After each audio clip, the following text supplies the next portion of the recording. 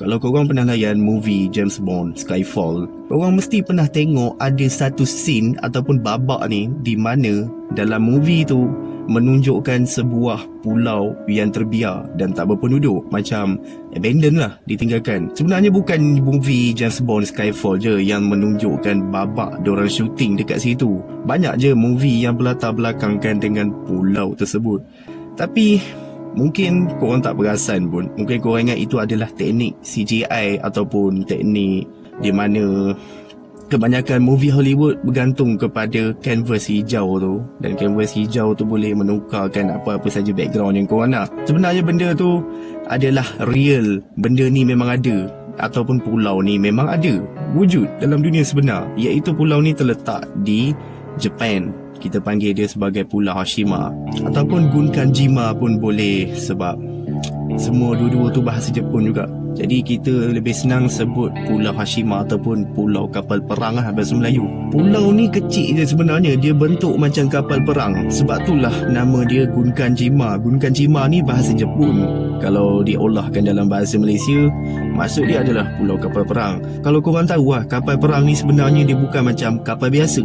Kapal perang ni dia bentuk dia mendatar, dia bentuk straight sebab dia akan letakkan macam-macam lah. Ada jet kat situ, ada kereta kebal kat situ. So Gunkanjima ni memang macam pulau kapal perang lah. Dia macam real, tapi pulau, dia tak bergerak ke mana pun. Jadi pulau ni terletaknya kira-kira 15 km daripada Nagasaki. Nagasaki ni pun kat Jepun jugalah. Pulau Gunkanjima ni merupakan salah satu daripada 505 buah pulau yang ada dekat Jepun. So memang banyak pulau dekat Jepun ni. Malaysia pun banyak sebenarnya, tapi kita sekarang nak bincang pasal Jepun. Dan kebanyakan 505 buah pulau tu tak berpenduduk. Baru tak berpenduduk saja, belum yang kira berpenduduk lagi. Memang banyak pulau kat Jepun ni.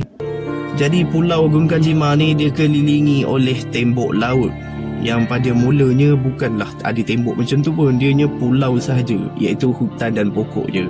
Selepas diorang bina-bina macam-macam, jadilah ada tembok dan bangunan kat atas tu. Ada beberapa buah bangunan konkrit yang terbengkalai. Sampai sekarang masih ada bangunan konkrit tu. Dan bangunan-bangunan ni semua tak ada siapa usik pun, melainkan alam semula jadi yang akan runtuhkan dia secara semula jadi lah. Ia dibiarkan tak berpenghuni selama lebih daripada 40 hingga 50 tahun lah. Memang lama sangat lah.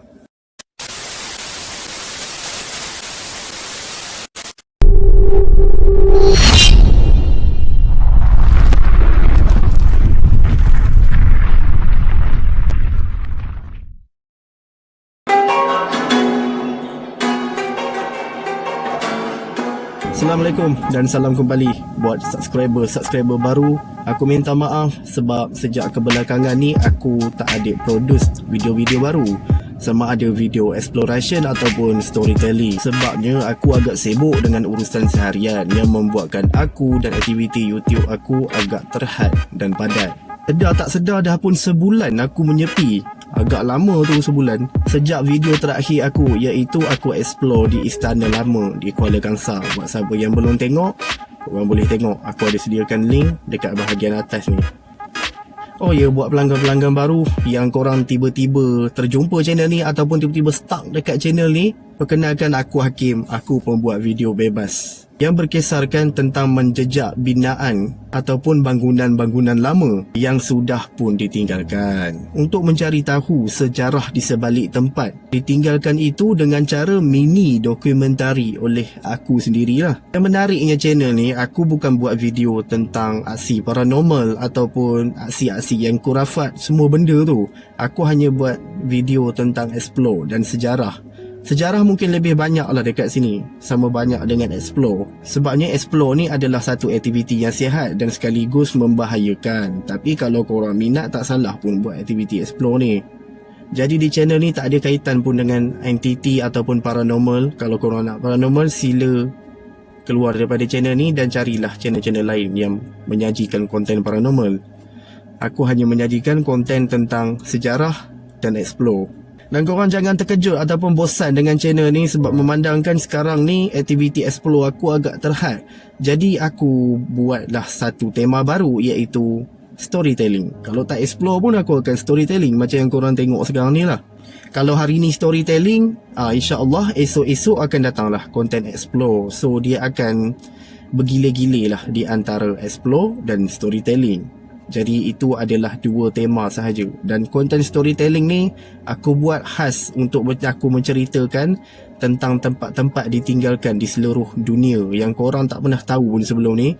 Aku akan ceritakan hanya di channel ini sahaja. Dan semuanya pasal channel ni adalah pasal urbex ataupun urban exploration.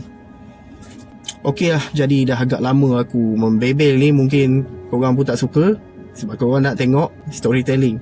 Jomlah kita layan dulu story yang akan aku ceritakan dekat korang ni.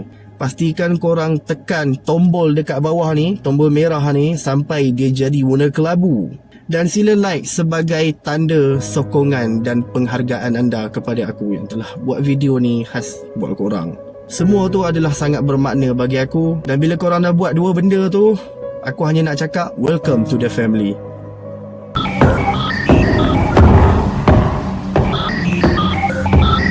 Dibina pada tahun 1887 ataupun 1887 lah. Pulau berkeluasan 16 ekar ni terkenal dengan lombong arang batu bawah laut. Bawah laut guys, bukannya bawah tanah, bawah laut. Pulau ni juga dikatakan berhantu lah. Biasalah, semua tempat pun ada hantu juga. Ia dibangunkan oleh Mitsubishi Corporation. Okay, Mitsubishi ni syarikat daripada Jepun jugalah. Original daripada Jepun. Pulau ni memang spot dia sangat cantik. Ia dipercayai berada di atas daripada sumber arang batu. Sumber arang batu tu kat bawah. Dan pulau ni betul-betul duduk atas sumber arang batu tu. So Mitsubishi nampak tempat ni potensi untuk bangkit. Sebab tu lah Mitsubishi nak claim tempat ni jadi tempat diorang, dan diorang bina binaan konkrit di atasnya. Jadilah milik diorang. Diorang beli, okey, bukan free. Selepas 100 tahun, lombong ni jadi semakin dalam. Bukan masa diorang tengah operasi tu. Maksud aku sekarang ni, lombong ni menjadi semakin dalam selepas 100 tahun. Lebih 100 tahun. Tak tahu lah berapa dalam dia, tapi makin dalam sebab asyik korek-korek kan ambil sumber dia tu. Dan hasilnya dituai untuk membantu mengembangkan industri Jepun. Jadi itu adalah intro ataupun pengenalan tentang Gunkanjima ataupun Hashima ni. Pulau Hashima. Aku rasa tak cukup gila pun story intro dia. Korang kena dengar kisah yang selanjutnya, dan baru korang rasa macam wah, menariknya tempat ni. Kenapa tempat ni boleh ada macam tu. So kita pergi ke kisah seterusnya.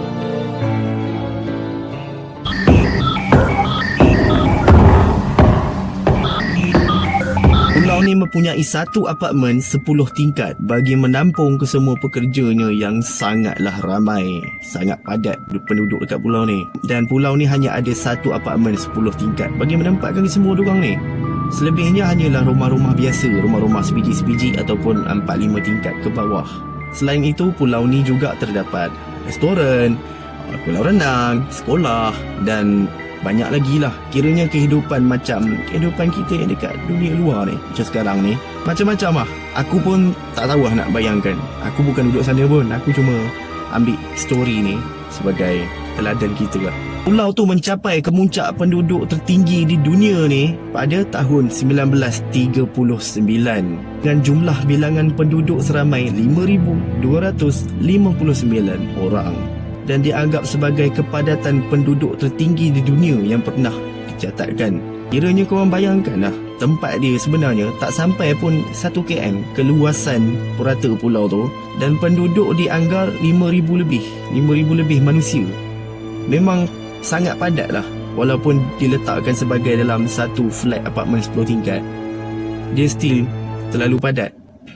Tapi berita baiknya masa tu corona masih tak ada. So diorang boleh berjalan dengan free, dengan bebas.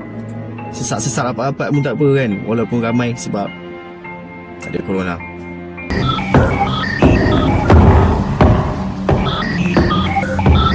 Orang awam Korea dan bantuan perang Cina yang ditawan ketika Perang Dunia Kedua dikerah untuk bekerja di dalam keadaan yang sangat teruk, serta layanan yang diberikan amatlah tidak patut dan tidak sentimpal dengan dorang ni. Di dasar yang dikeluarkan oleh Jepun bermula tahun 1930 sehinggalah tamat Perang Dunia Kedua, dianggarkan seramai 1,300 orang pekerja yang dikerah mati di pulau tersebut. Pekerja yang mati di pulau tu tak lain tak bukan adalah disebabkan kemalangan, ada yang disebabkan keletihan yang melampau dan ada juga disebabkan kekurangan makanan, iaitu diorang ni kebulu sampai mati diorang kat situ. Kira-kira 4 daripada 5 orang pekerja mati setiap bulan, yang menjadikan keseluruhan selama tempat ini beroperasi adalah 1,300 orang. Pada tahun 1941, pulau yang berkeluasan kurang daripada 1 km persegi ni menghasilkan 400,000 tan metrik arang batu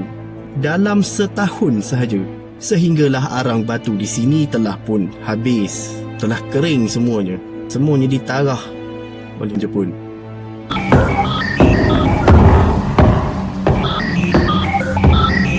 Selepas sumber arang batu di pulau ni telah habis, Mitsubishi mengambil keputusan untuk menutup je pulau ni, dan ia terus dibiarkan sejak daripada itu.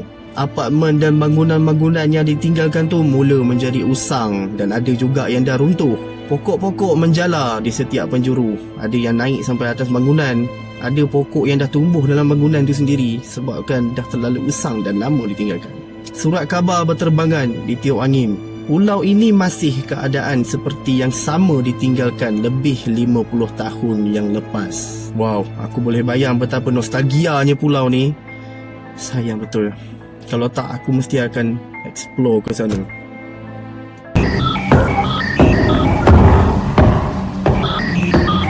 Lagi satu fakta untuk korang, yang pulau ini juga pernah menjadi satu tarikan pelancong pada satu ketika dahulu.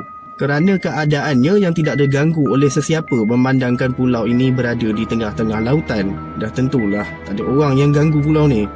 So, keadaan di sana sangat aman dan bangunan-bangunan di sana kiranya terjaga rapi lah, walaupun dimakan oleh alam semula jadi, tapi dia tetap terjaga rapi disebabkan tak ada orang yang sentuh. So, benda ni membuatkan pelancong jadi makin tertarik untuk datang ke pulau ni. Kerajaan Jepun membenarkan pelancongan di pulau ini satu ketika dahulu sebelum Jepun kembali menutup pulau ini kepada sesiapa sahaja. Sejak dari 1974 sehinggalah tahun 2009, pulau ni kemudian dibuka semula untuk dilawati. Pelik kan, kejap buka, kejap tutup. Mungkin bagi dorang kalau ia mendatangkan hasil, lebih baik kita buka. Macam tu.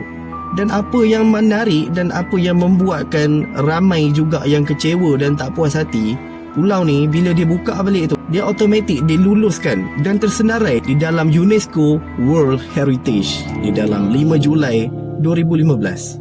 Jadi kalau korang tak tahu UNESCO World Heritage ni apa, sebenarnya tempat yang mendapat taraf UNESCO World Heritage ni adalah tempat yang bersejarah ataupun tempat-tempat yang pernah membanggakan sesuatu negara tu satu ketika dulu, dan itulah sebabnya ditabalkan sebagai World Heritage, iaitu tapak warisan dunia. Untuk kes pulau ni memang bersejarah, tetapi pulau ini memakan banyak nyawa manusia yang tak bersalah, dan itulah sebabnya pulau ini mendapat tentangan yang hebat apabila dia ditabalkan mendapat tapak warisan dunia tu pada tahun 2015. Antara negara yang mencipta kontroversi dan tentangan terhadap pulau ini adalah Korea Selatan dan juga China. Bila mengingatkan banduan perang China dan Korea Selatan yang bertungkus lumus bekerja untuk membangunkan pulau ini dan mati di sini adalah sesuatu yang amat sedih lah.